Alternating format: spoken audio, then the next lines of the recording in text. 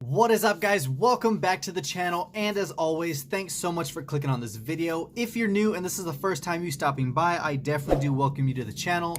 I'm the Mustang hunter. I try to find as many Mustang variations as possible, but I'm also a huge car guy, so you'll see anything and everything from imports, exotics, to mini trucks, off-road trucks, you name it. I try to have a lot of variety on this channel. And if you're like me and you enjoy watching peg hunting videos or just diecast in general, consider subscribing to the channel by clicking that little subscribe button down at the bottom, as well as that notification bell so you can stay tuned for all my future videos. All right, guys, it is that time yet again. It is Friday, so happy Friday to everybody. Hopefully you all had a great and safe holiday week.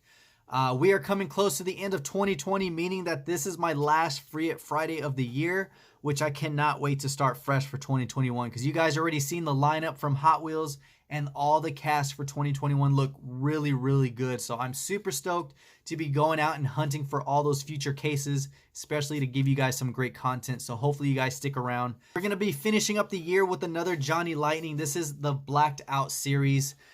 This is the 1972 Ford Gran Torino Sport. Check this out, guys. This thing is super sick.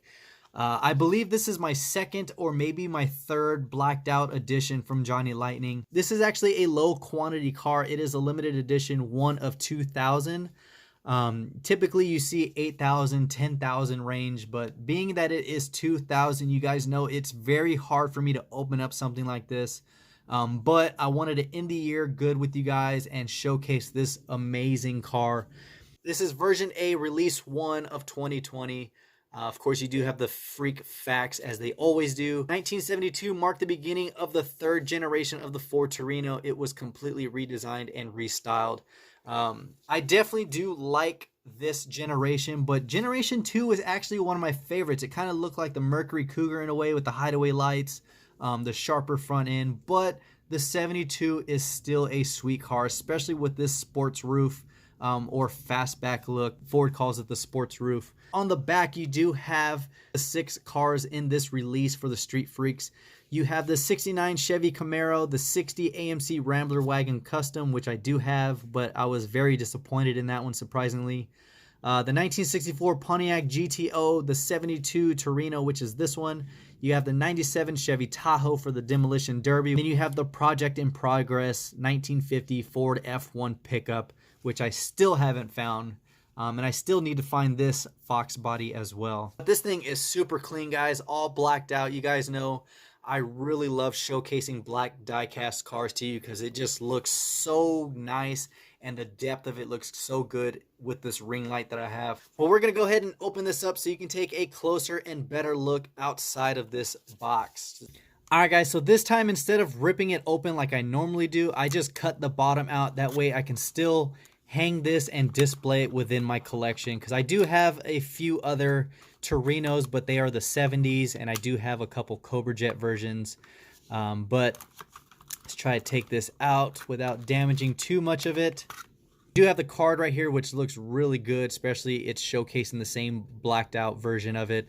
Coming on the back, you do have the same list of cars that are in this release, but check this out before I take it out of the blister. This thing is super clean. Let's take it out. So coming out to the front, guys, you could already see some really nice detail. Look at that front end. That looks really good.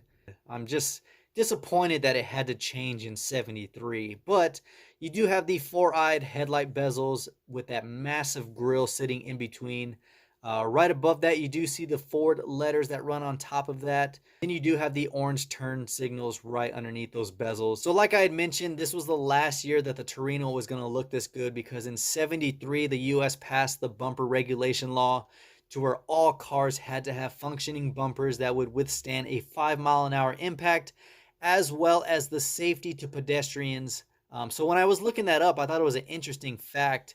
I've always known that bumpers are for collision to help reduce and absorb a lot of the impact, but it's also designed to help reduce the injuries on pedestrians if they ever get struck by a vehicle. That's why you started seeing a lot more polyurethane, more bumpers that were actually more absorbent and softer in case the impact of a pedestrian. So once 73 hit, it changed the whole front end of this car.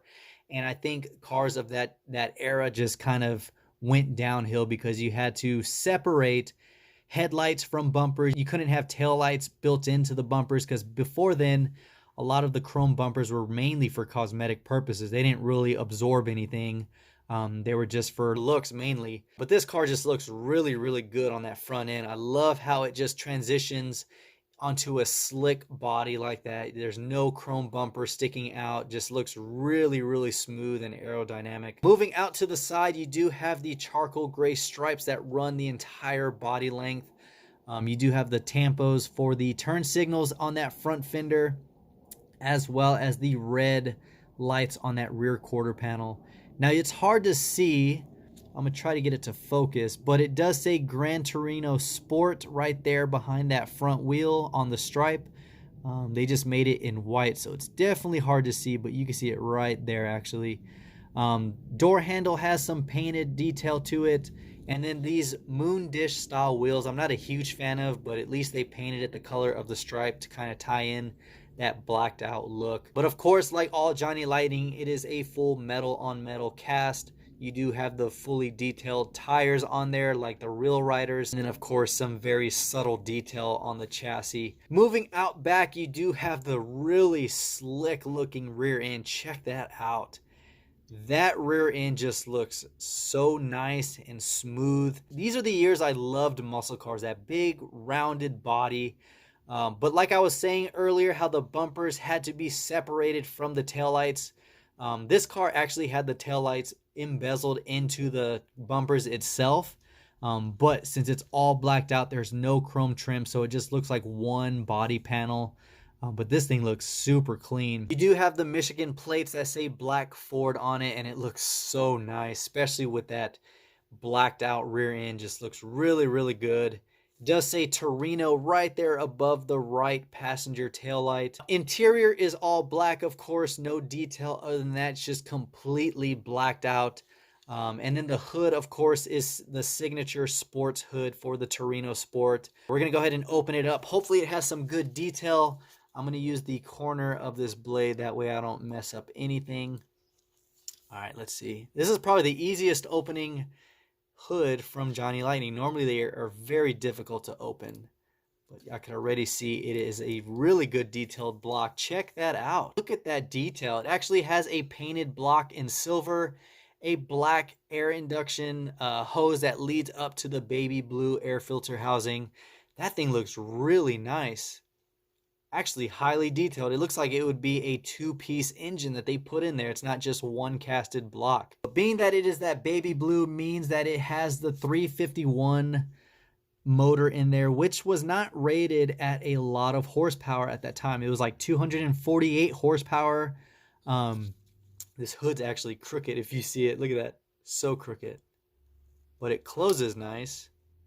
But yeah, they made the Torino from 68 and the very last year was in 76, and it just started looking uglier and uglier once 73 hit. Before that they looked okay, but like I said, the second generation was one of my favorite looking ones. I definitely do like the 70s, but the 72 is really nice. The Starsky and Hutch, I believe, was a 74. I'm not too big a fan of those, but I know the hype behind it. It's just a legendary car. So fun fact about the Ford Torino name, it was actually going to be used on the Mustang when that was still under design and concept and all that stuff. But it's actually named after the city in Italy, the city of Turin, or in Italian, it is Torino. And that city is known as the Italian Detroit city. They share the same similarities, same struggles as the U.S. Detroit Motor City. They had Fiat over there trying to help rebuild their economy, just like we had Henry Ford over here trying to build our economy with the automotive industry. And I think it's just really cool that they named this after the city that shared the same similarities, same struggles and everything. I'm always trying to give you some historical facts or just something other than just showcasing the car, which I still think it's an amazing cast.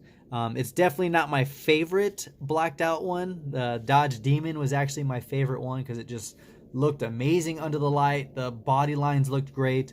But don't get me wrong, this body style looks really nice, the round big body style car. Yeah, let me know what you guys think of this cast. The detail's really nice. I definitely do love that motor. I'm just gonna look at it one more time. I think hands down this is the best engine out of any die cast I've opened up. Most of them are just casted out of a solid piece of plastic, but this is actually a two-piece engine, and I definitely do like that. That made this casting that much cooler. I'm glad I actually saved the blister so I can actually put it back in there and hang this into my display with all my other ones. Go ahead and put this back in there. There we go. Now it looks like it was never open, but hopefully you guys enjoyed the video, and of course the Free It Friday, finishing up 2020 with this blacked out 72 Torino Sport. That's all I got, guys. Until next time, this is the Mustang Hunter. Peace.